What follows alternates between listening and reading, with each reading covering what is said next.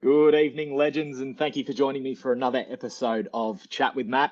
I'm super pumped to be talking to Nic Edgerton tonight, who is a physique coach, and Nic runs the Physique Academy, which is online coaching that specialises in physique comp prep. Now, with 14 years of experience in the industry, Nic and his team have coached hundreds of athletes, and last season alone, his clients took 93 podium finishes and wins across 51 divisions in physique shows. Nic knows more about hypertrophy, that's building muscle, than nearly anyone in the industry. And I'm super interested to hear some of his top tips for results. And even though as OCR athletes and racers, we don't really want to be carrying too much muscle, I'm sure there's definitely going to be plenty of takeaways for us OCR racers. So definitely stick around to learn all about Nic's tips. And I'll just bring him on screen here after I unmute him. There you are. How are you, mate? I'm good, mate. How are you? Thanks for having me on. Fantastic, buddy. Fantastic. It's Friday afternoon here, 6 p.m. So hopefully we get a couple of people jumping on, and you're over in Thailand. It's Phuket, Thailand, mate. 3 p.m. at the moment, and wouldn't want to be anywhere else in the world right now. How's the? I can think of worse places to have a COVID lockdown. How's Thailand been the last couple of months? Interesting, mate. So we had a lockdown for 3 weeks back in April, and it was very, very strict. The army locked down the streets. You couldn't really leave your house and stuff like that. And after that 3 weeks, COVID's been non-existent. We're officially 100 days, any community cases COVID free. Anyone that comes into the country is only allowed to be Thai, and they are put into 2 weeks quarantine. If they're found with COVID, then they go through the necessary measures. There's been no cock-ups. They've been given awards for some of the world's best organisation, believe it or not, for what they've done, and they've absolutely smashed it. So 100 days COVID-free. I believe as of yesterday, it was 100 days. So good over here, mate. Very good over here. That's awesome, mate. We've cocked it up left, right, and centre over here. Yeah. And I know, and that's why I'm staying here for the minute, man. Yeah, fair call. And if you are watching live, guys, give us a hashtag live, just like Matty Probes has done, and Funzi's here as well. We've got a couple of questions from Funzi to get through. Dominique is here, and what I've done, guys, if you do want to interact with us, if you do want to comment on the live stream, you're just watching the same live through your phone. Was that you? Yeah, I just accidentally put it on my computer, and it was on my computer. I was like, oh shit, turn this off.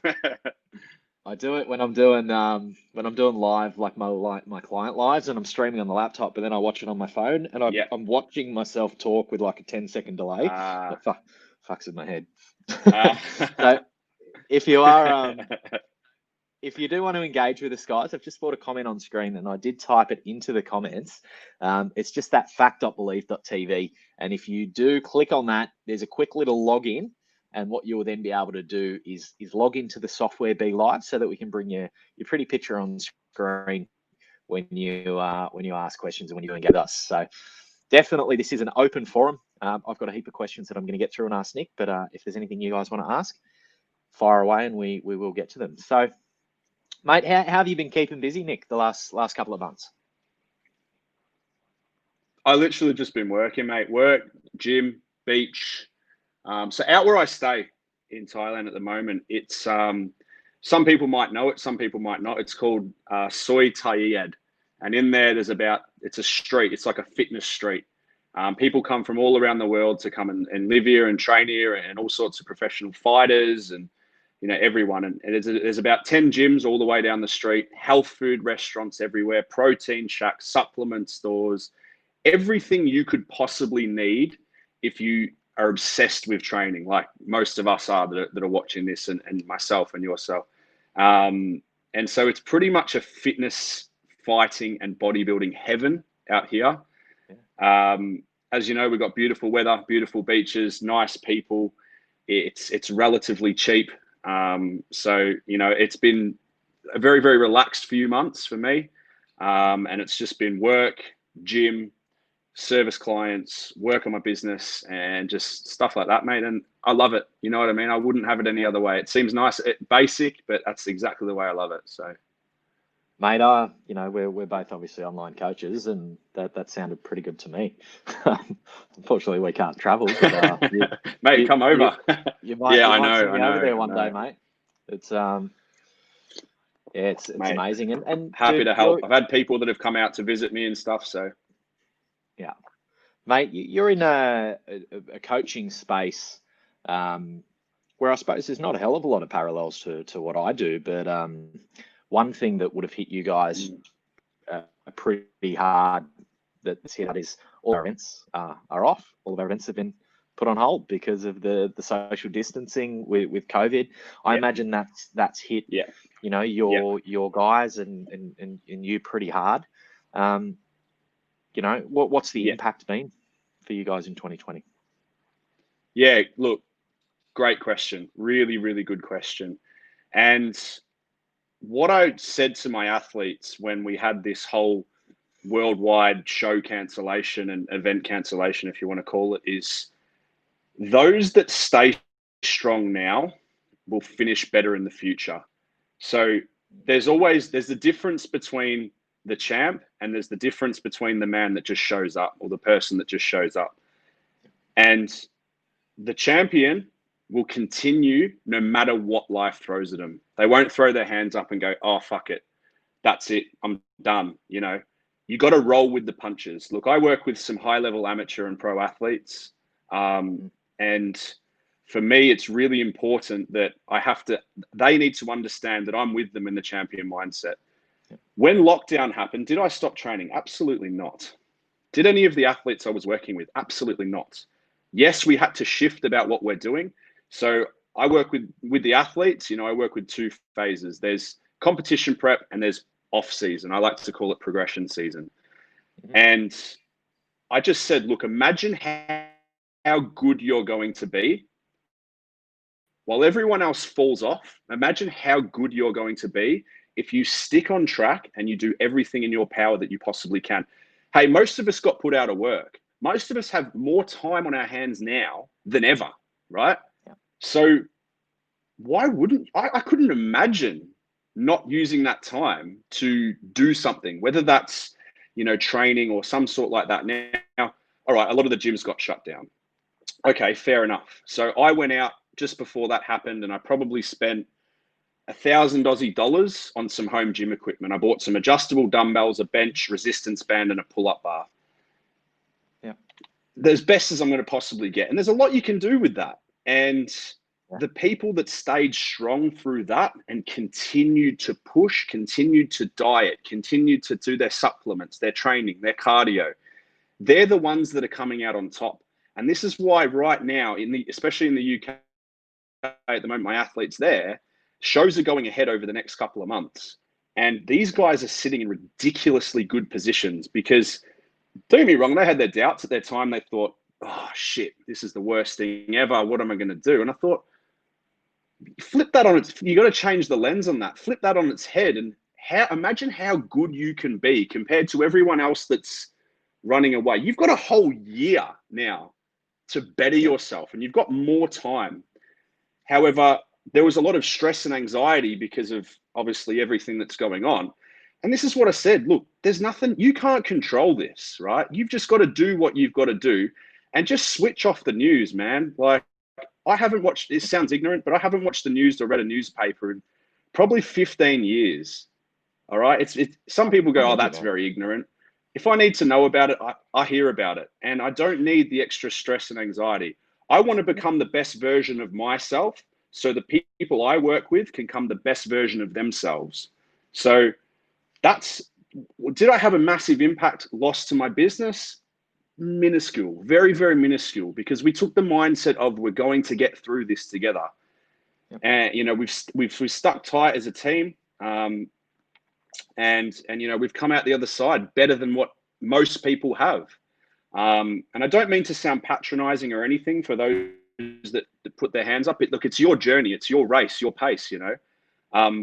But the athletes and the transformation guys that I work with that have pushed through, man, credit to them. And they look incredible for it and they feel great for it. So look, we're almost at the other side. If you're not doing anything now, I suggest get on it. Okay. So Definitely. that's sort of the impact that it had for us, but we had to go in with a different mindset. Yep.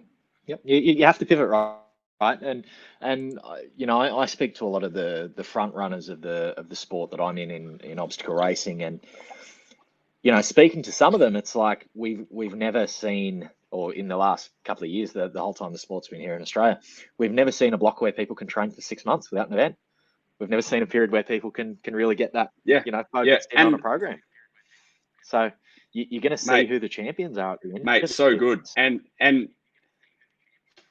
exactly. And you think, if you're at, I don't know, how many people come to a race of yours? Let's say 500 people. And if you did your last event and, you finished, I don't know, 200th or 100th or whatever it is, and you really want to improve that, you got to think most of those people that are ahead of you, they're not doing anything right now. This is your opportunity that you can be doing something to get ahead of those people. And you'll be amazed at how much further you go if you just push through it now. 100%. And to give people a bit of an idea on what your clients are doing, I might just see if I can try and share my my screen. Give me 1 sec. There we go. So this is Nick's IG. So these are some of the guys that you work with, Nic. And I'm just scrolling down your IG. I don't know if you can see that. Have you got that have you got the live going on your laptop? No, it's delayed. I've got it on the laptop, but it's delayed. But that's cool, mate. No stress. But yeah, a couple of guys who are looking, pretty fucking amazing. These are some of the most ripped dudes I've ever seen. Yeah. And some of these posts, obviously, I follow you and we chat pretty regularly.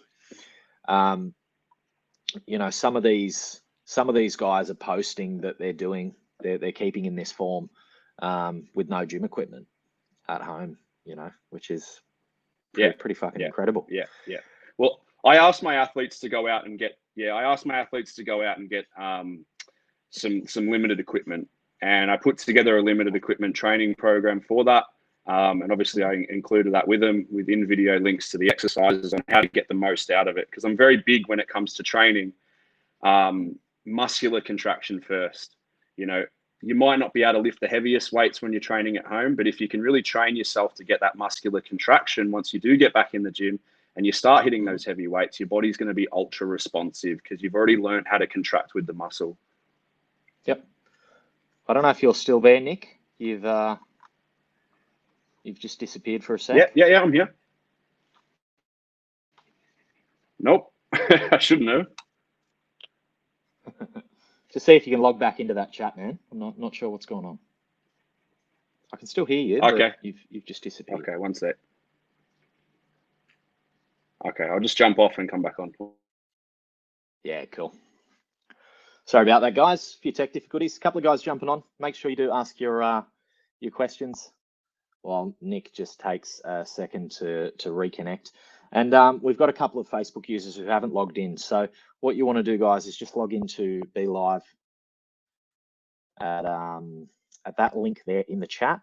And if you do that, we can then bring your questions on screen. So hopefully Nic's not going to be too long, because we've definitely got a heap of questions that we want to get through today.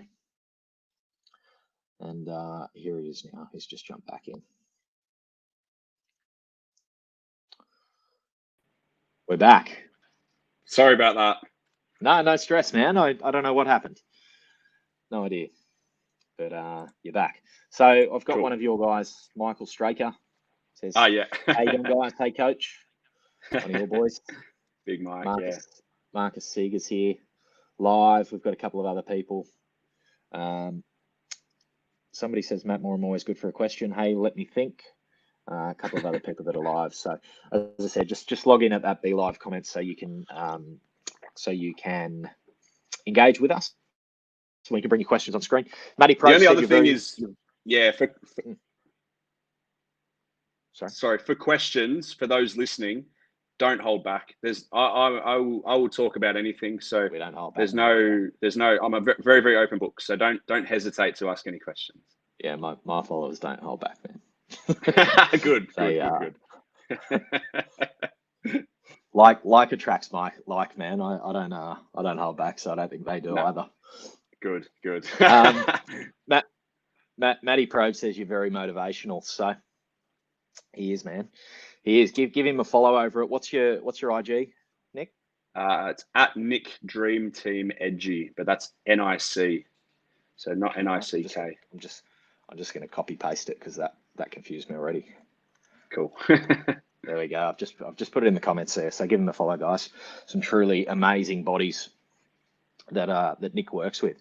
So, mate, you know we're talking about people staying on track and staying on track through this period of the ones who are going to get ahead. And that sort of leads me into some of the questions that I wanted to ask, because this comp prep, this physique prep just requires, from an outsider looking in, requires an amazing amount of discipline. Yeah. Is that something that's coachable, or is that something that people need when they come to you? Do they really need that sense of discipline? Good question. I personally think that everyone has a sleeping giant inside of them. It takes some things in your life or someone in your life to bring that out of them. Because I've seen some pretty amazing shit since I've been on this journey. And people, when they put in their all to something, it's incredible how far they can push themselves. And like I said, I think everyone has a sleeping giant inside of them, and it takes something or someone to trigger that to help you get out of that. So your answer to your question is, I'd say it's probably a bit of both. But, like I said, I've seen some pretty amazing shit, and people do some amazing stuff and really find that inner strength to get what they need to get out of it. So, yeah, I couldn't agree more, man. Like being in fitness, every now and again you'll work with somebody who comes in and says, I've got a wedding in 2 months, I need to fit into a dress. Or somebody who walks in and says, the doctor just told me if I don't sort my shit out, I've got a year to live. And they'll train like a fucking bat out of hell. Like they'll train until they spew, and you have these, like, had people lose like 40 kilos in, 12 weeks. No, probably double that. So 2 programs, I think 40 kilos is my best. So half a year. Mental, like, doesn't even fucking make sense how you can lose that much. So everyone does have that giant, that just needs to be awoken. What are some of the triggers that might make somebody decide that doing a comp is what they want to do? Yeah, I mean, that's another good question. I probably can only talk from personal experience, really. And, ever since I've been young, I've always been like, ever since I was a kid, I was always like doing sit-ups and press-ups and like dips and pull-ups and always trying to improve my body, I always wanted to have like an awesome body so I could walk along the beach and look insane and all this sort of stuff. So training for me was like an obsession, but it wasn't an obsession just for that. It was the fact of how it felt. And I loved it so much. But for me, genetically, I'm not the most genetically gifted person. I've been weight training really consistently for almost 15 years, and I'm still not the biggest guy going around. People have said to me that I've worked with in the past that, I've got the genetics of a lamppost. This is how they've described it. I know. I mean, I own it, but I really want to push my genetic capability to see what I can really get out of it and push myself to that next level.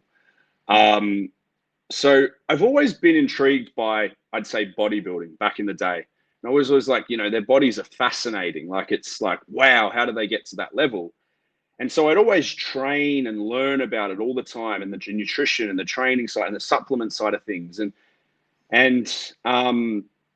But I could never really build myself to get there. So it was almost not going to happen. And then the men's physique division came in, right? And that's, for those that don't know, it's a lot smaller. It's aesthetic. You're in board shorts and stuff like that. And I looked at that and I thought, that's got my name written all over it. That came out in 2013. And I thought, here's my opportunity. This is something I've always been really, really into. And so here's my opportunity. So I thought, I'm just going to throw myself in the deep end. I'm going to do everything I can to be the best version of myself. And I'm going to get on stage. And a lot of the time, for a lot of, myself especially, it was conquering that fear and putting yourself out there doing it. Because you're always going to have mates that are like, oh, why are you doing that shit? Walking around, blah, blah, blah, blah. But realistically, deep down, everyone wants to have a good body, whether they say it or not. I know everyone wants to have a great body. And so I wanted to see how far I could take it. So, I entered my first comp in 2013. I finished dead last. Oh, gone off again. Huh? Yeah, I don't know what's happened. I can't see you, but I can still I can still hear you. So I don't know if it's something on your end on your phone. I don't know. It's probably internet connection or something like that, mate, I'd say. Sure. Do you want to have the camera on your laptop? Yeah, I can try that, mate. Hang on. Give it a go. Yeah. Sorry about the tech issues, guys. We did run a little tester before we jumped on today, but it doesn't seem to want to tether the connection for longer than about 10 minutes. So let me just jump on the... It's interesting though, because I can still hear you. So I don't know. Yeah, I know. So anyway, I'll keep going, and then we can jump on. Keep talking. I'll just thingy here. So I'll just dance while we wait. I'll stop dancing, I promise. Yeah. So I wanted to see how far I could take it, and like I said, I entered the first competition. That I could find, entered it, finished probably dead last out of about 30, but I loved it. What an experience. And it was about jumping over that hurdle and conquering that little initial fear, so that's sort of stopping you, and people saying, why are you doing that shit? And blah, blah, blah, blah, blah. And especially, it's usually your family members that hate it the most, because they're the ones that have to put up with you. Yeah. And so I did it, and like I said, loved it. And I thought, do you know what? I want to really give this a crack. So I pushed myself, I hired some awesome mentors. And then I built up a physique that I knew that I could then be competitive. So it took time. And then in 2015, I went back to the exact same show that I came dead last at, and I won it. And, I beat some phenomenal competitors that, some guys that beat me in the past as well. So to win that was just like, unbelievably, that was awesome. So did that, and that's sort of how I got into it. But to answer your question about why do people get into it, a lot of the time I think it's they want to see how far they can take it, and I think a lot of it accountability, and I know that once people do it, they really do love it. So yeah, awesome.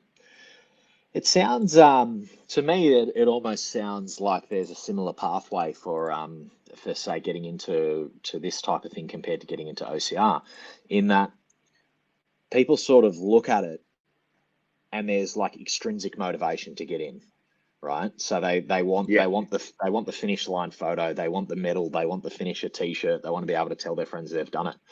But once they start doing it, and once you get in and you start on the journey, the motivation turns from extrinsic to intrinsic, and you start getting out of your comfort zone, and you start finding out what you're capable of, and it becomes, and I've just seen you rejoin again there, man, so I'll just bring you back on screen. It becomes a very all of a sudden it's intrinsic, it's intrinsically motivated as opposed to extrinsic. Is that something you'd agree with? Yeah, totally. I mean, for sure. So it's like you said, people get into it because they want to get that achievement. They want something to push themselves, and then they realize, actually, this is fucking awesome, and they get hooked to it, and it becomes a part of their life. And it's awesome because it's such a positive thing in your life, because I mean, there's so much negative crap about and lots of stuff, and people get into partying and all this sort of stuff. And we've all been there. But you've really got to find that thing that really makes you tick. Don't worry, I've spent my younger days like going around partying and doing that sort of stuff. But it got to a stage as like, this isn't me. I'm only doing this because my friends are doing this. I need to do what I like. And it took some time out, to realize the things that you like. And I think as you get a bit older, I'm 31 now, you gravitate more towards the things that are pulling you. And the energy that you're putting out, you've got to be awakened to it to grab a hold of it and see what you're really, really passionate about and go there. Because, look, I could speak to you about physique, fitness model, muscle model, all these categories all day long, and I won't have an off switch. And it's not me putting on a fancy show about, oh yeah, like I'm just talking about this because I'm trying to sell. This is natural. Like, Love it. Yeah. I could, if you want to talk about, I don't know, food or something, I'll be like, yeah, cool, awesome. But if you talk about physique, it's like I'm all over it, and it's natural. So it's the same for you with the obstacle racing. It's like you can talk about it all day, and like I always say, as a coach and what I do, I would do it for free if money didn't exist. However, I've got to make money to pay bills, to support myself, to support my family, to go to that next level. And I look at it like this. If I can make more money, I can give back more and do more things in the physique community that I want to do. So agreed. That's the way I sort of put it down to. I think if you're bringing people value as a business, you will grow. And in return, you'll be able to bring more people value. So that's it. And you can impact more people. You can help more people. You can better yourself, so. And you're right. I can talk about OCR all day. I fucking It is a lot of all I see about you. So mate, I wouldn't be doing anything else. And you said that you've walked the walk, you've talked the talk. You got into this by getting into shows and by winning shows. That's how you started your journey as a coach. Yeah. What have been some of your hardest learnt lessons along the way? Yeah, good question, mate. Good question. Hardest learnt lessons. Probably listening to shit advice, because there's so much information out there that you can get a bit lost with it sometimes. And, people will constantly push something on you that's not actually beneficial for you. And so I think you've got to be a bit open, and you've got to really get a mentor that's sort of the one that speaks more your language, and not someone that just has a big following and a big hype and all this sort of stuff, because you'll quickly realize that that's not the best way forward. So that's probably a lesson that I think a lot of people have to learn the hard way, and that's cool. What are some other hard lessons? It's a good question. I think that's probably the number one, mate, to be honest, is that be led by the right people. Yeah, because especially when you're in a competition prep, you're very vulnerable, because you're low on energy, sometimes, and everything's sort of oversensitive in you as well. And you've got to be able to listen to someone and trust that person and stuff like that. So you got to be a bit careful about who you're listening to, and don't listen to your mum and dad. And I know that sounds bad, but they're going to be telling you, why are you doing this? That's stupid, da da da da. But sometimes you've just got to block it out. So it's you've got to. What was a good quote that I read the other day? If you want to build good habits, you need to surround yourself with people where those habits are normal, right? Yeah. So if you want to get good at physique, you need to talk to the people who fucking know how to get good at physique. Yeah, that's it. And that's why I've got, the community that I've got, and that's all about physique. You're there, it's a safe place, and you're going to learn a hell of a lot. Yeah. Mate, we already did touch on requiring an amazing amount of discipline. One of the things that I think would factor in a lot more so in what you guys do compared to, say, what some of the people watching this might do, is that you guys have to be really, really dialed in with your nutrition, right? To get one of the most important factors, for sure. What are your main methods for keeping somebody on track, and maybe for somebody watching who doesn't know much about competitive bodybuilding or physique, what's involved day to day for a physique athlete? What percentage do they walk on stage? That type of stuff. Yeah, great question. So when it comes down percentages, I have no idea, right? Body fat percentages and numbers, they don't mean anything to me, okay? Weight on the scale, again, you're on stage, you're not getting weighed, okay? It's all about how you look. Yep. I do monitor weight because it's a monitoring tool to make sure the athlete's not fading away or anything like that. So when it comes to the nutrition side of things, I'd say the biggest thing is people need to respect and understand their metabolisms. So everyone thinks it's a diet and cardio game. You know, everyone thinks, okay, so I've got to be willing to do 2 hours cardio a day and eat dust for the next 16 weeks. I guarantee if somebody does 4 months of eating dust, and I know that's just like a term, but like eating like next to no foods and doing 2 hours cardio a day, I guarantee you won't be peeled on stage. Peeled, I say, is like shredded to the bone, and that's what you've got to be, conditioned. Because you haven't respected and understood your metabolism. I like to challenge people's metabolism. So when they first jump on board, I'm going to shovel them with a lot of food to see what happens to their body. Because a lot of the time I've had people come on board that are perhaps eating 2 or 3 meals a day, and tea and biscuits. That's what they'll eat in a whole day. And then they'll come up and I'll push them up to 6 or 7 meals in a day. And I'll say, eat this. And they'll do their first check-in and they've lost 5 pounds. And it's like, well, you've actually got a fast metabolism and it's awakened. So a lot of people don't understand nor respect their metabolism. They think it's a diet and cardio game. It requires a certain amount of discipline, but discipline comes with habit. So once you've got into a bit of a habit of, the first few weeks, you're probably going to be a bit lost, but at least you've got that plan in front of you that you know exactly what you need to do. And so once you've done that for a few weeks or perhaps a month, you'll be amazed. It'll just become second nature. You'll know when you need to eat. You'll know what you need to eat, and it's all smooth sailing from there.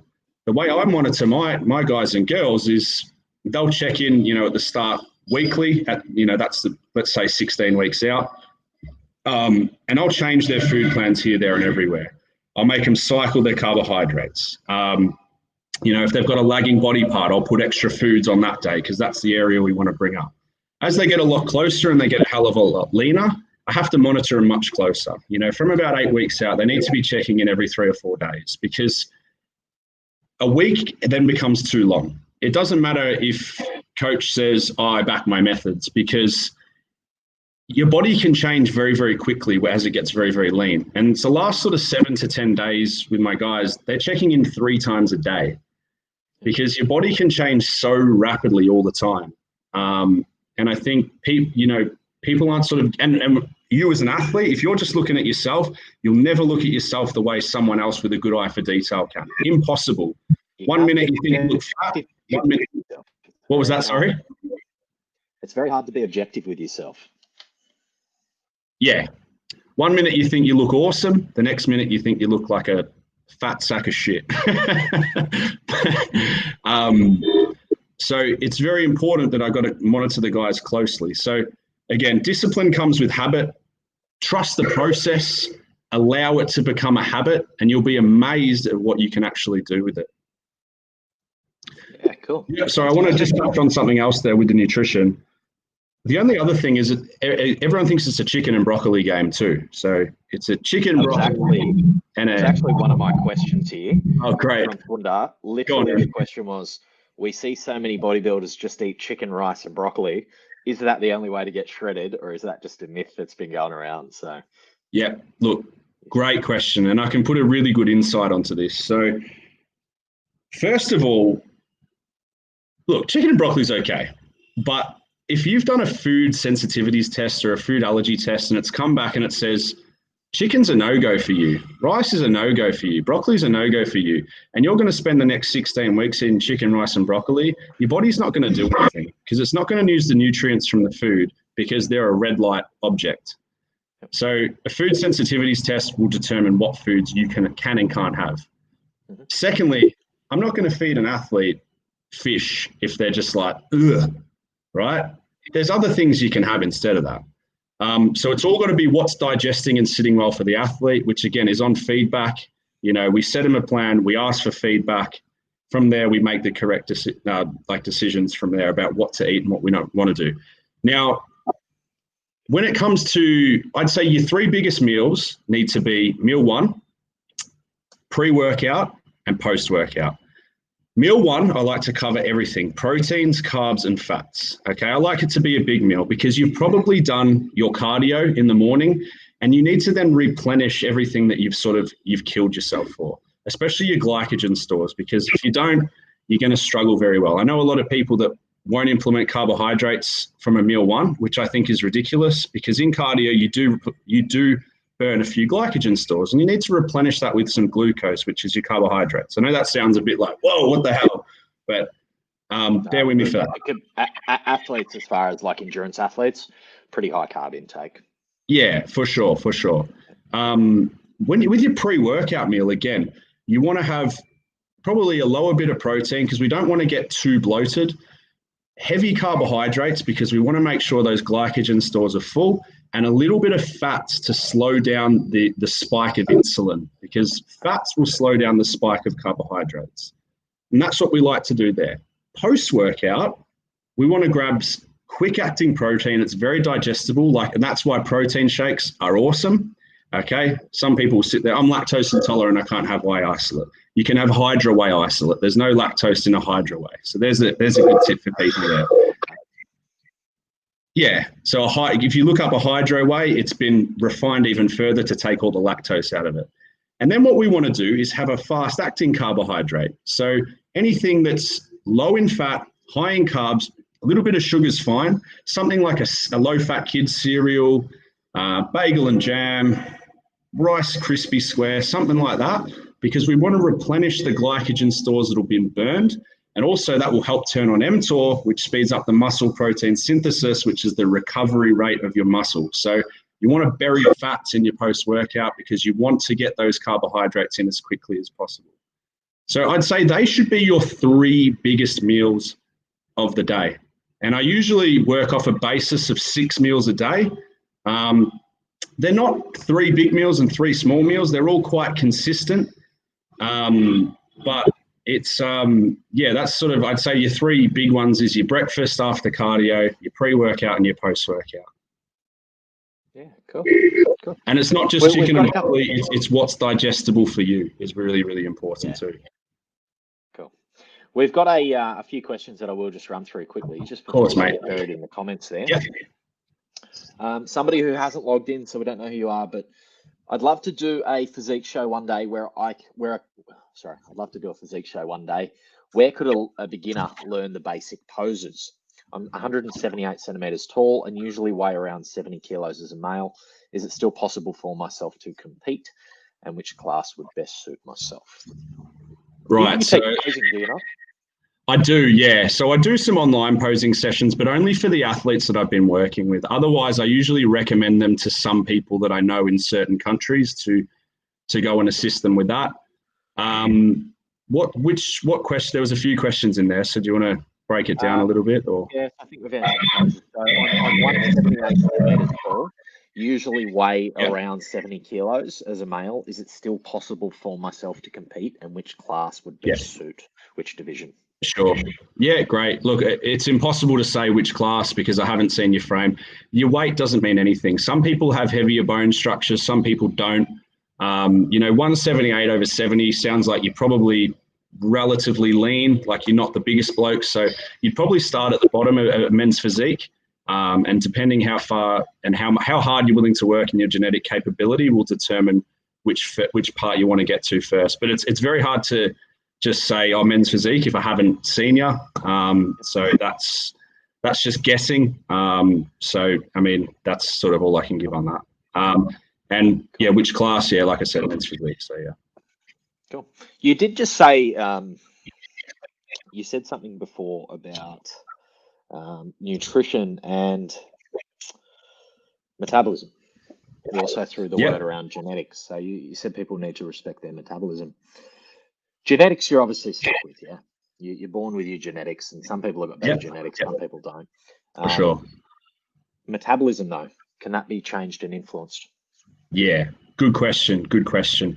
It can be, but everyone's so person dependent on that. And I'll give you an example. Myself, I've got a pretty fast metabolism. And I say that, thank you to my parents. That's probably down to them. They were feeding me 5 meals a day pretty much all the way through school.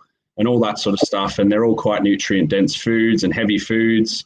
And I always also played a hell of a lot of sports. So if you want to improve your metabolism, consistency is the number one way to do that. You can't just eat 5 to 6 meals a day, Monday to Friday, and then on the weekend go and get pissed and eat 2 meals and eat one big KFC meal, because that's just going to take you back to square one. You need to be consistent month on month on month if you want to build your metabolism. Yes, it can be built. And this is something I really tell the people that I work with, is I like to work with people over a long-term basis, whether that be 6 months or a year, rather than just a 16, 12-week comp prep, because that way we can learn about your metabolism, we can build on it. And so what you do in your progression season, I say, will determine how smooth your prep will go. So if you're eating, 2-3 meals a day and all of a sudden there's a show in 12 weeks and you want to do it, it's going to be very, very difficult, because you're going to have to go super, super low in foods because you haven't been eating. So if you can build up your metabolism first, and it is possible to do that, perhaps you're not going to build it up to some of my guys that can eat 700 to 1,000 grams of carbs a day, but you can certainly up it that little bit. And I don't believe age plays a factor in that.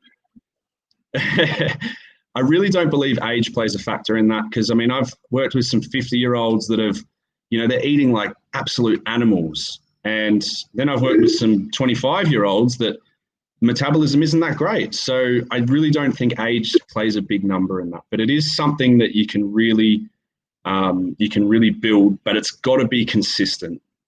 So something you said there was interesting, and it's something that I hear from a lot of people, especially in my niche, in that I'm 40 or I'm 50. I'm never going to be as fit as I was in my 20s. As you get fitter, you get less fit. And I've always thought, like, yes, you do decline, but it's more your habits. It's because your lifestyle changes and you get busy with work and you have kids and you stop playing sport like you did when you're in your teens or your 20s. And that's the reason for the decline. I also hear pretty commonly that your metabolism slows down as you age. Is that your metabolism actually slowing down, or is that just a habits thing, as you're sort of talking about there? Like, is it? Look, science will tell you that it's an age thing. I don't believe it. From what I've experienced and what I've gone through, I don't believe it's an age thing that slows metabolism down. I say it's your consistency. My metabolism hasn't slowed down. I'm 31. I've worked with guys like in their 40s and 50s that we've actually increased their metabolism. So perhaps on a standpoint for that individual that's in their 40s and 50s, it might be a little bit slower than it was in their 20s and 30s, but I don't think it's a huge factor. Cool. So it's more influenced by environmental factors than for sure. Age factors, you're saying. Yeah, cool. Totally. Couple more questions. Matty Probe says, how scary was it the first time you went up on stage getting judged? Yeah, good question. It's a thrill. It's like anything. It's like jumping out of a plane, It's like you're about to go on and you're like, shit, this is real. I hope I don't screw it up. And so many things going in through your head. But the biggest thing I advocate is, look, the hard work's done. When you're backstage, there's no more work. You've gone through the stressful stages. You've gone through the hard yards. Just go out and enjoy yourself. This is your moment to shine. But was it scary? Sure it was. I think I pulled it off all right, even though I finished dead last in my first ever show. But yeah, look, it is scary, but it's something that you can get over it. And once you've done it once, it's like anything. It's still that little bit like, oh yeah, but you get better at it as you go. Yeah, cool. I think that there's always that fear of rejection, right? Which kept us alive, 20,000 years ago. If you did something the tribe didn't like and they kicked you out, you were fucking dead, right? So we don't like that. We don't like to be ostracized. We don't like to be rejected. That's why, posting something on Instagram that doesn't get likes still stings us today. So, mate, you got big balls getting up there in the boardies, I reckon. Yeah, for sure. Jim asked another question when we were talking about carbs and the diet. How does this work with a keto diet? Do you work with any keto athletes? I don't know. Look, I have in the past. I don't like it. I don't like fats as your main energy source. And the reason I say that is because they bring in a softer look. Okay, so if you're a bikini athlete that doesn't need to come in too hard, too dry, too conditioned, too shredded, peeled, whatever you want to call it, fats are a good option to sort of help soften you up a bit and keep you a little bit fuller. However, my people that come in, they need to come in conditioned. They need to come in shredded. They need to come in peeled, again, whatever you want to call it. And carbohydrates, I always say carbohydrates equal concrete. Okay, they replenish without glycogen, your muscles don't pop against the skin as hard as what they would with fats, because fats aren't going to replenish your muscle glycogen. Carbohydrates are going to do that. And in order to make your muscle... Sorry to cut in there. You can lose a lot of weight like after events, big events where you've gone hard because you've depleted your glycogen stores in your muscles, and then just after refeeding, you're going to pump those back up again. So yeah, that's a big thing. Totally. Sorry to cut in there. No, that's cool, mate. That's fine. And then, but with the keto diet, a lot of the time what I see is people get great results initially. It's inevitable that you're going to go and eat carbohydrates again. And what happens is your insulin sensitivity is way too high.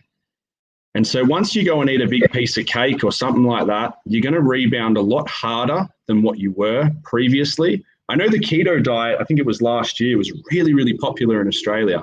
I had a lot of clients and people come in going, I'm on a keto diet and all this keto. I think it's sort of died down now a little bit, but it seemed to be like a big fad in Oz for a while. But the problem I see is people feel great on it.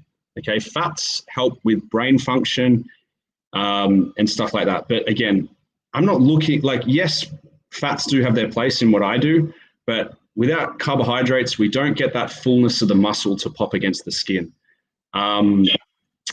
And again, once people go through a keto phase, they'll feel great for a few months. It's inevitable that you're going to eat carbohydrates again. And when you do, you're going to blow up from them. You're going to put on, I guarantee a lot of people watching this who have done the keto diet have come out the other side, they've lost a bit of weight and they've put on more weight than what they previously had before. And that's a part of the reason I don't like it for lifestyle transformation people. And again, like I explained before, why I don't like it for competitive athletes, because I want that fullness to the muscle. I want that hard, dry look for the people that I work with. Yep.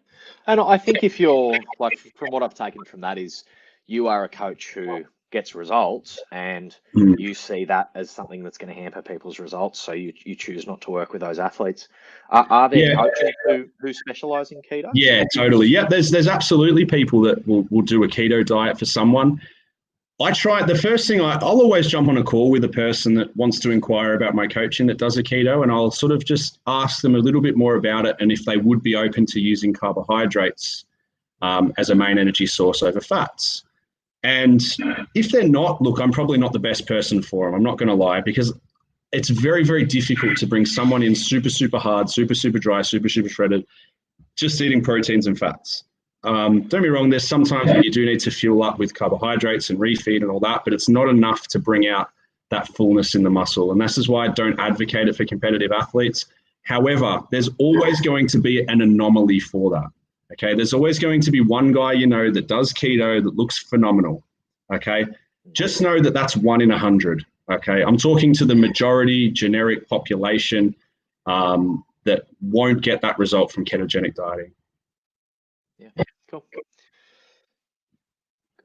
We've got a couple more questions coming in. Christine's just asked, a client training at home wanting their quads to pop.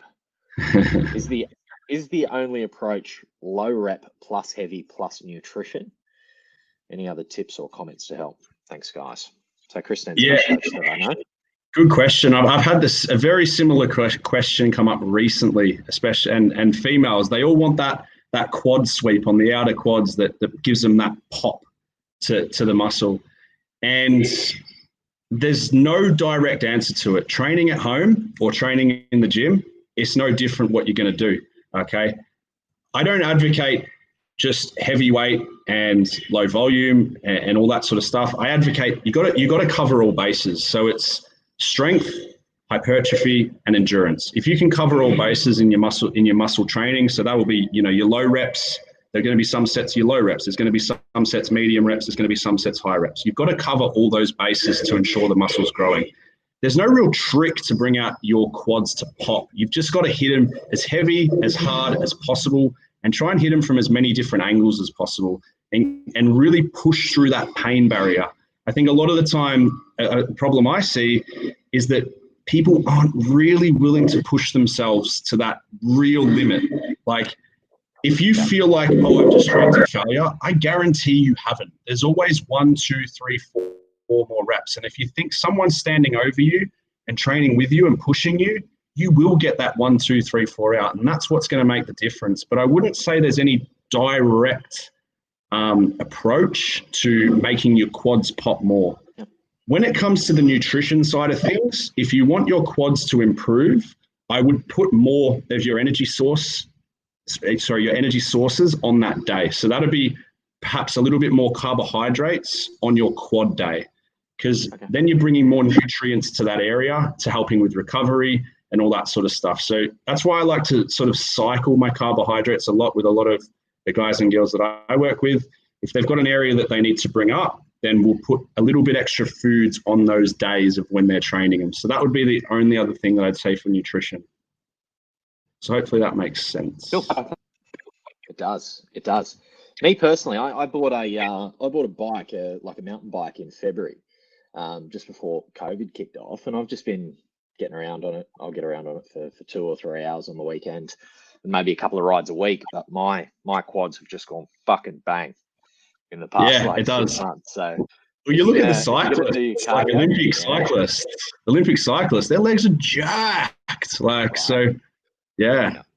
So get on a bike, get your client on a bike. That's her cardio, and those quads should pop out. And Christine's just said they have equipment, but as heavy as you'd get at home. So you definitely don't need a lot of weight to create stimulus, do you? No, you don't. A lot of the thing at home is with their dumbbells. A lot of the time I'd get them to wrap resistance bands around them dumbbells and hit them to just create more tension as they're training. So, you know, if you're doing like a stiff leg deadlift, you'd wrap the resistance band around the 2 dumbbells in either hand, and then you'd stand on the middle of the resistance band to create that little bit more tension. Cool. How much, you know, if we're training for strength, we need weight, right? If you want to get super strong with your deadlifts, you need to lift weight. But how much weight, like from a hypertrophy standpoint, is the weight important, or is it just time under tension, and is it just, you know, fatigue? Good question. I say it's a little bit of both.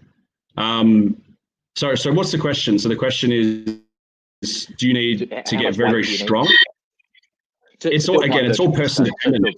Yeah, great question. Look, I know some people that are so strong at certain movements. Look, let's give a bench press, for example. I know some guys that are crazy strong on a bench press, but don't have that good of a chest.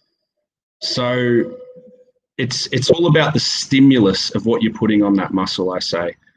I'm not the strongest guy, but I have muscle groups that are a lot more developed than other people that have been training for the same amount of time than me. And I say strength, yes, it's important, but so are the other factors of hypertrophy and endurance. So I don't think strength is the only thing. I think getting strong is very, very important, but getting strong without muscular contraction and that time under tension is useless, because all you're going to do is just put strain on your joints and you'll end up going backwards in the long run. You've always got to play the long game on things. Yep. I think it comes down to what you want to specialize in too, right? That too, yeah, for sure. You know, I consider fitness to be different for everyone. Everyone has a different idea of fitness. Yeah. You know, I know guys and I train guys who can run 100 miles in one go, but they can't do a pull-up. And I know other guys who are strong as fuck, but they can't run up a set of stairs without being puffed out. Or bodybuilders, you know, who wouldn't be able to run a half marathon. 100%. All of those people that I've just described are fit as fuck.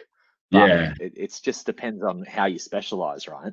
So if you've specialized in hypertrophy and building size and building aesthetics, you know, you probably haven't spent as much time strength training. Yeah. Yeah, for sure. But I say the best way to increase your muscle mass, right? Connect with the muscle first. Learn how to connect with that muscle. You need ultimate mind to muscle connection. I don't care if you're doing it with 2 kilo dumbbells. Get that ultimate mind to muscle connection, then get very, very strong. But get very, very strong over 3 different types of rep ranges: strength rep range, hypertrophy rep range, and endurance rep range. And you'll be amazed at how far your physique will go.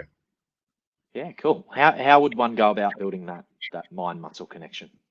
Just describe that process. Slow down. Yeah, good question. So look, get a PT, get a training partner, something like that. But it all comes down to your form. And you can feel, like if you're trying to target, let's say your rhomboids in your back or something like that. And a good exercise for that could be like a seated cable row. Slow that down, stretch and squeeze, feel that muscle before actually putting on some weight. Because I see a lot of guys, they'll go into the gym. Look, when I go into the gym, I don't look at anyone. I just focus on what I got to do. But every now and then you see something. And some guy will walk into the gym and you'll load the seated cable row up and you'll just start rowing. You're getting a little bit, but you're getting nowhere near as what you possibly could if you're actually learning how to contract with that muscle first. So a full range of motion and even a bit of a pause at the most tension point of the exercise will then help you with that contraction. But you really should be able to feel it. So before going up in weight, before getting really, really strong at the movement, feel that muscle. And it's pretty obvious, when you can feel that muscle working or not. Yeah, cool. Good answer. Thanks, man. Jim's just said, nice point. Thanks, Nick. He was asking about the keto diet. Thanks, Jim. Christine's also said, thanks, Nick, carb cycling as a solution. So interesting to add carbs specifically on that muscle day. So giving the muscle that you want to pop the fuel it needs. She's also just come back with another question. So do you throw strength, hypertrophy, and endurance and multi-angle all in 1 week, or do you periodize that? Bit of a periodize. So you could do that over, I'd say, probably 2 or 3 weeks. So you could do 1 week purely as strength, 1 week as hypertrophy reps, and 1 week as endurance reps. Or you could throw it into a little bit of both. So you could do, I have some guys that will work up to a really, really heavy set, low rep, and they'll do that 1 set, which I call the death set. And then they'll do a second set, which will be like a high rep set. So it's almost like a top set and a back off set. I don't do that too often, as I think that can be overused, but a lot of the time you could do that over you could do it over 1, 2, or 3 weeks. To learn how to do it properly first for yourself, Christine, I'd recommend do it over a 3-week basis and then take what you want from that. And then you could maybe micro-size it down to a 2-week or a 1 week, depending on how you're enjoying it. But I'd go with the 3-week, go 1 week strength, so low reps, heavy weight, 1 week medium reps, anything from 10 to 15, and then high reps, 15 and above for the 3rd week. Awesome. Thank you. We've got another question that came in from Funda. So how do you cope with gaining weight during your off season? How do you and your athletes? Yeah, good question. When it comes to off season or progression season, as I like to call it, it's inevitable that you're going to put on weight. But I think a big part of it is a mindset shift of you've got to look at it over a long-term thing. I think too many of us are stuck in the short term. And if you want a physique to improve from year to year, it's inevitable that you're going to put on a little bit of weight. One thing I look at with the athletes and the people that I work with in an off season or a progression season is I like them to keep their shape. So I don't want them to turn into, fat hanging over their hips and hanging over their shirts and things like that. I like to make sure that their shape stays as it is. That also helps me as a coach know what they need to improve on. So if I have someone come to me who's a bit pudgy and wants to do an off season, I'll usually start them with a recomp phase, and we want to pull down a little bit of fat while they're getting very strong and building up their metabolism, etc. So I'd say the biggest thing is it's probably a mindset shift. So you've got to think, I want to be better next year, so I've got to put on that little bit of weight without getting quote unquote fat, and then I can sort of pull back, and I've made the improvements. I see a lot of guys and girls that won't do this, and they bring the same physique year in, year out. Okay, it's no good. You've got to do something, and you've got to put on that little bit of weight without getting fat. Keep your shape, keep everything structured, keep a little bit of leanness so you can see what's improving and what's not. But it's a mindset shift. You want to improve, and you're not going to improve unless you're putting on that little bit of weight. So you've got to think of the greater good rather than the short term. Sure. So the little bit of fat that you're putting on, is that sort of giving you a bit of a buffer for your performance? You can train a little bit harder, your body's become a little bit more durable. Is that sort of the reason for that? For sure. Yeah. Look, when you're at the back end of a comp prep and you're very lean, it's really difficult to get strong. It's really difficult to really improve your physique, to grow that tissue. The goal for the back end of a comp prep is to hold on to that muscle that you've worked so hard for to build in your progression season. Some people can grow into shows. It comes down to, again, their hard work and their genetic capabilities. But the main factor is, for most people, we want to hold on to the good quality tissue that we've built.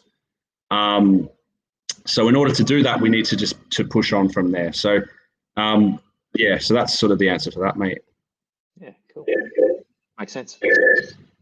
Another question that Funzi asked. So she said, I've always wanted to jump on a stage and compete, due to personal reasons like building confidence, but being too afraid that it'll play a big role in upsetting the menstrual cycle and may take some time to get the cycle back to normal. How do female bodybuilders deal with this? Great question. Really, really, really good question, and super popular topic as well. Look, sometimes, and usually the majority of the time, when females get down to low body fat, they can lose their period. Sometimes, you've kind of got to be a little bit open to that. I know it sounds really, really bad and it's not great. Sometimes it does happen. For some people, it never happens. All right. But look, most of the time it does. Females will lose their period. Something that's really, really important coming out of the show is they don't go forward after their show and just binge eat for a week and get really, really fat really, really quickly, because it can happen. This will put you into some serious problems trying to get your period back. It's a touchy subject because people think, oh my God, losing my period, that could be the worst thing ever. But look, it's part with the parcel. When females want to get down to very, very low body fat, it does happen. With talking about carbohydrates and fats before, fats also balance female hormones. Okay, so I don't like to go too low with the fats with females because I like to try and keep their female hormones as balanced as possible. Yep. But just know that it can happen. It definitely can happen, losing your period. Not to everyone, but it can happen. You have to be really, really smart coming out of your show. You can't go ahead and just binge eat for a week. Look, you can have a day or two of cramming your face full of foods, but you've got to be a bit smart in your reverse diet out from the show. And that's slowly building your calories up and slowly pulling your cardio down after the show. And you've got to be willing to do that to keep you nice and healthy. The only other thing that females will tend to lose their period on is they're taking too many performance enhancers. And it's sad to see, but a lot of the time they're getting advised by big open class bodybuilders to use performance enhancers that they probably shouldn't, because a lot of the time they're derived from testosterone. And that's where you see women get sort of masculine features and stuff like that. And that can be a real issue. So that would be the only other thing I'd sort of throw in there, is to be a bit careful about what you're taking and do your research if you are going to go down the enhanced route. But it's important to be very, very careful and mindful, and also keep in the back of your mind what you're going to do after the show. Again, it's all about, and get your blood work done. I think that's something important too that people don't really do, is get your hormones checked, get your blood work done, and that can automatically tell you where the issue is, if there is an issue getting your period back, and it's usually a bit of a quick fix. So. Cool. You said something there that I think is just an important fitness principle, which is after the show, don't just go back into binge eat. Build reverse diet, build it up slowly. I think that applies across everything in fitness. Anytime you go 0 to 100 in anything, something we saw when COVID hit that everyone started running. Everyone got out and just started running, and everyone blew their fucking feet up and blew their knees up because they went from no running to heaps of running. Yeah. I think your body needs time to adapt, and it's amazingly adaptable and can adapt to pretty much anything if you give it the right amount of time, right? Yeah, for sure. Another thing that I sort of took when you were saying, people say, oh, it's really bad, but it's just part of it. When you were talking about the women losing their period, we sort of talk about losing toenails like that. Like when you run ultras, your fucking toenails all bleed and fall off and your feet go disgusting, and just like, we're just like, no, it's fine, that just happens. You haven't raced until you lost a toenail. Is that how people are, is it sort of mentioned casually like that, or is there still a lot of stigma around it? No, I think losing your period is much worse than losing a toenail, because your toenail will naturally grow back, and sometimes with the period you've got to take a few certain measures to find out what the issue is and why it's not coming back. But look, I've probably heard some horror cases. I don't know any. I know a lot of people in my industry. I don't know any females that have lost their period and never had it come back. So I think that's something that people need to probably relax a little on and don't freak out too much. As long as you figure out why you've lost it, it's very, very easy to get it back. And a lot of the time, if it doesn't come back sort of within the month after your show, get your blood work done, and your blood work will be a complete open book as to why it hasn't come back. And then it's all about getting that, whatever's not in range, getting that in range. Yeah, cool. And that was my next question. Is this reversible? Yeah, cool. Which is super important. We did touch on another question there that was definitely going to come up and was asked, which was, what would the percentage of competitors taking drugs, performance enhancers before their comp day be? Can you get jacked without it? Is it just prevalent? Is everyone on it? What's the go? Good question. Great question. And like I said, I'm an open book, so I'm happy to speak on this. Now, look, it's no secret. I work with both. I work with natural people. I work with enhanced people. I put up a post the other day, and I've had quite a few people win untested shows that are natural, that are 100% natural. And I got a few people saying that I'm a liar, but they can't prove that. And the athletes that I work with will vouch for that too. So there's no secret in that. I say genetics and hard work are the two biggest factors of what's going to win you a show and what's going to get you to where you need to be. I've had plenty of natural guys beat guys that are on stuff. The percentage of people that are on it, I'd say the majority of people are using some sort of a performance enhancer. Some people go harder than others. I think a big problem is too many people go too hard because Bob at the gym told them that that's fine. Bob at the gym knows everything. Yeah, just take all this and take all that, and that can really mess up your health. So health first, I always say. If you're going to use it, make sure you're healthy first. Again, blood work will determine what's going on. Cover all bases with your health supplementation first. Be willing to invest in that before using anything. But what I always say is, if that's a route you want to go down, max out your genetic potential first. Train for so many years and push that natural genetic barrier before even considering just jumping on. Because I think this day and age, people get a gym member. Like, look, when I was younger and we started training, it was like, right, we get a gym membership. Oh no, I don't want to start taking protein shakes yet because that's like when you get a little bit better. Or I don't want to start taking creatine yet because you've got to get a little bit better first. That was our mindset. So we just busted our ass day in, day out. And then, it was like 1-2 years into training. Then it's like, all right, we'll start taking one protein shake a day now. And then, a couple of years later, we'll start taking some creatine now. And what I see right now is people will get a gym membership at 15, 16 years old. And they're asking what cycle they should take. And it's like, no, you shouldn't be taking anything. You should be pushing your natural genetic potential, busting your ass every single day, learning about training, learning about diet, cardio, natural supplementation, all this other stuff first before you're even permitted to try anything. And that can be years down the line. And I know people completely natural that have turned professional.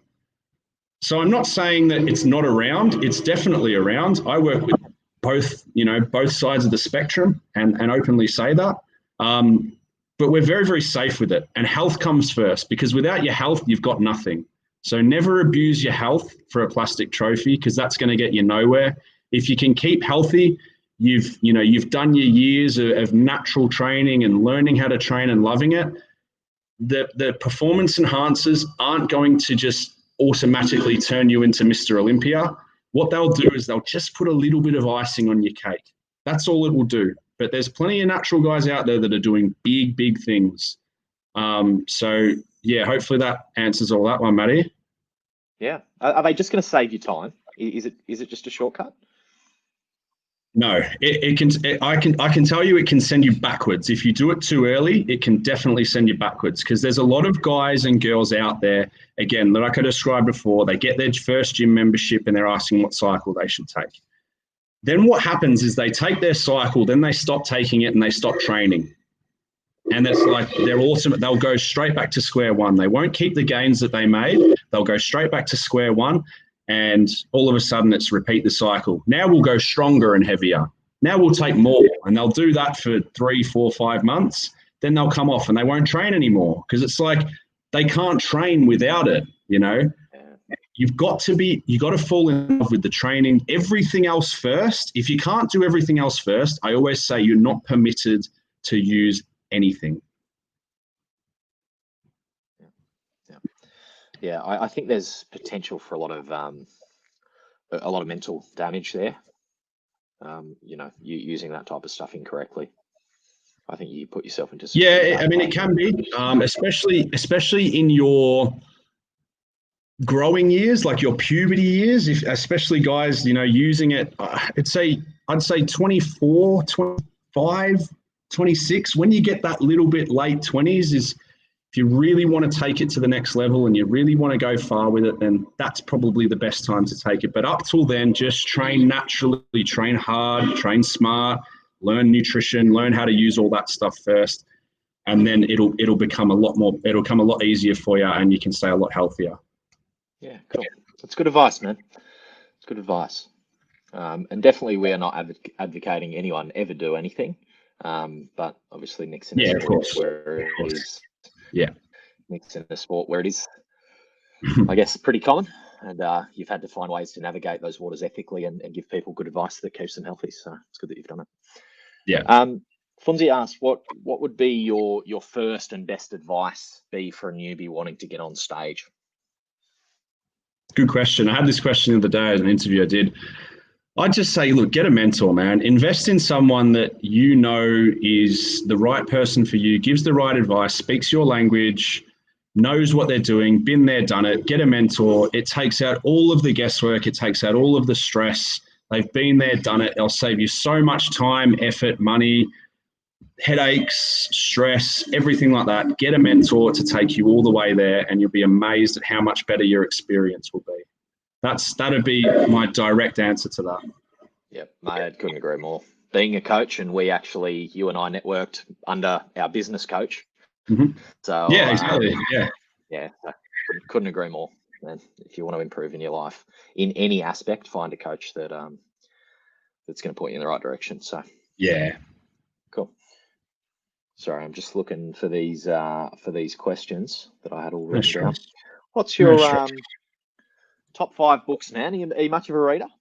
Yes, I audiobook, and I audiobook because I've learned that I'm a very good reader, but I don't soak in the information as much as when I listen to it. When I listen to something, I'm a very, very, I can take information in very, very well. But when I read, I can read very well, very fluently, but the information doesn't stick as well in my brain. So I audiobook. So the question is top 5 books. One that I'm reading at the moment is called The Surrender Experience by Michael A. Singer. Very, very good. Which is a follow-on from his first one, which is called The Untethered Soul.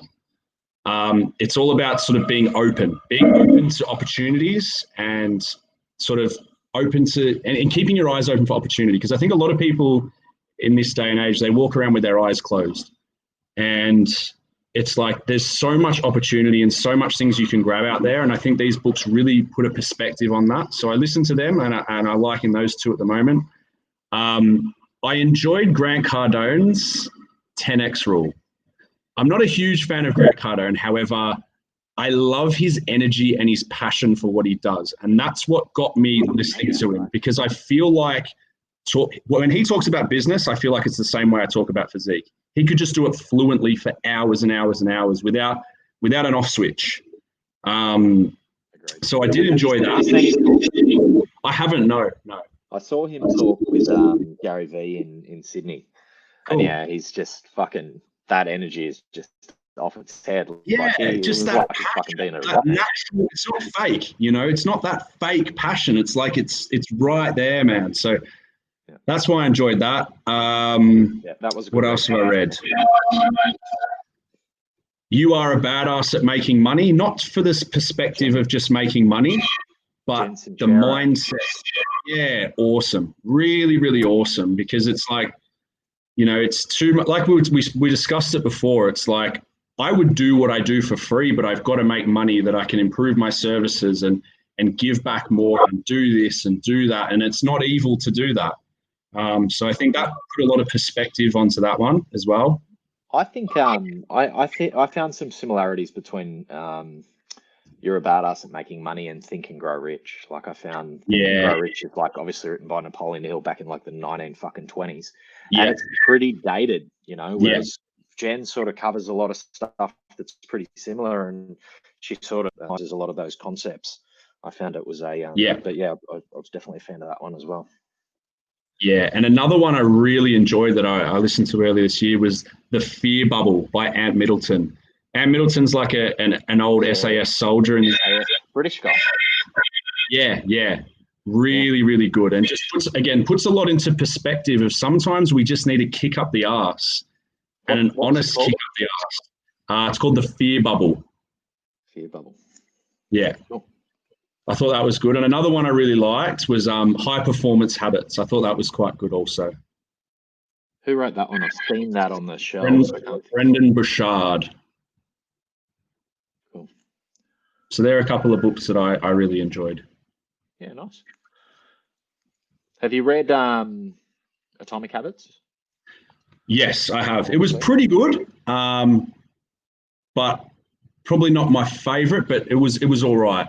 It was all right. Yeah, cool.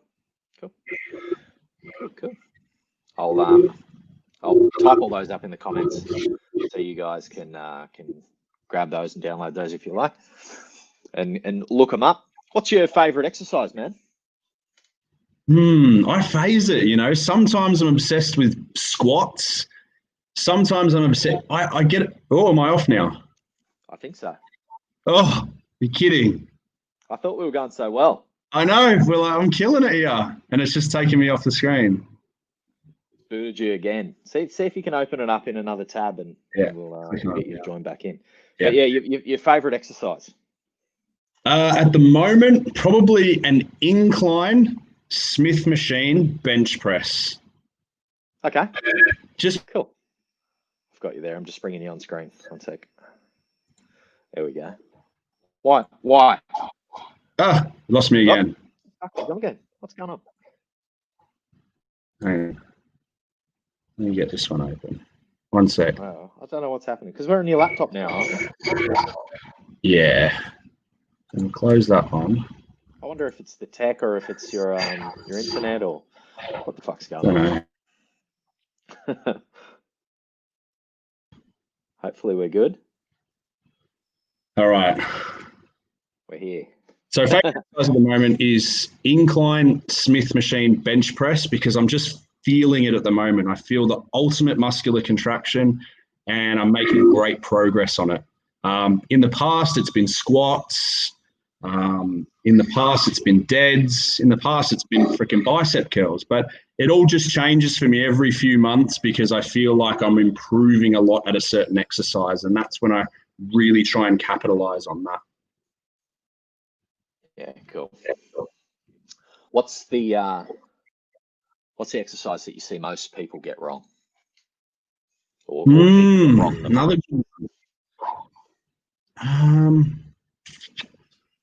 I'd probably have to put it out there and say deadlifts. I think people are too rounding their backs and perhaps not doing it properly set up with their own biomechanics. I think everyone's biomechanics are quite different, whereas, some people have got long legs, some have got shorter legs, long torsos, short arms, long arms, all that sort of stuff. So probably deadlifts will probably be the most. I think people don't sort of hinge their hips enough. They don't stick their chests out enough. They're putting too much into their lower back and they're not putting enough into their glutes. Yeah.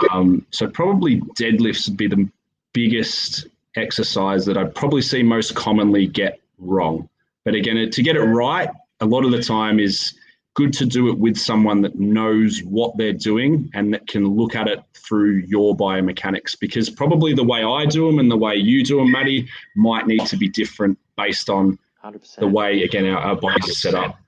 That's like saying, if you want to play golf well, look at this video of a golf swing and mimic that exactly. It's not going to be the same. Yeah. Right? It's not going to be the same. The world have a slightly different swing, and all the best runners in the world have a slightly different gait and a slightly different foot strike. Yeah. Like, you've got to work out what's going to be best for you. And yeah, I definitely agree. A lot of people fuck up the deads. But I'd say the biggest takeaway for any exercise is muscular contraction first, I'd say. And I think I call it the lost art of muscular contraction, because everyone's obsessed with beating the numbers in the logbook. Yeah. It doesn't mean shit unless you're connecting with the muscle. Yeah. Cool. We don't have many other questions rolling in. So, and I know you do have to go and train pretty shortly. I've got one more question that I do always finish up with. Nick, but is there anything you want to finish up on? Anything you want to plug? Give the Physique Academy a plug. Yeah, sure. Well, following wise, if you want to follow my thing, it's the Physique Academy on Facebook, at Nick Dream Team Edgy on Instagram. So any of them you can sort of connect with me on. But nothing else I really want to touch on, mate. I think we've touched on quite a few subjects today, from training, nutrition, supplementation, periods, all sorts of things like that. So I think we've touched on quite a lot, and hopefully people can take what they want from it and what they need. And interviews like this are like a good book, as long as you take one thing that resonates. Yeah. You just broke up there, but right. I think you said you just got to take a couple of things, couple of nuggets, or a couple of things that resonate, a couple of bits of wisdom you can take away. For sure. So yeah, like I said, it's like a good book. It's like you've just got to take one or two good things that resonate with you from it and use them, and don't just listen to it and think, oh, that's a good idea, and do nothing with it. You've got to do something with those things that you're learning to get ahead and to move that one step forward. Yeah, definitely. Mate, the question that I always finish up on, I speak to a lot of OCR athletes, and the question is, what's your funniest race fail? Now, obviously, you don't race, but you do get on stage. What's your funniest thing you've had go wrong on stage? It's a good question. I don't really know. I don't think I've had too many bloopers, mate. I don't want to sound like I'm perfect, because I'm far from it. But I don't know. I think one year I decided I'm very, very pale. My skin is very pale. I don't tan. I go in the sun, I turn red for 5 minutes and it doesn't turn brown. I'm just a very pale person. So for me, tanning at a show is super important, and it can, because I'm so pale, it can get blotchy very easy.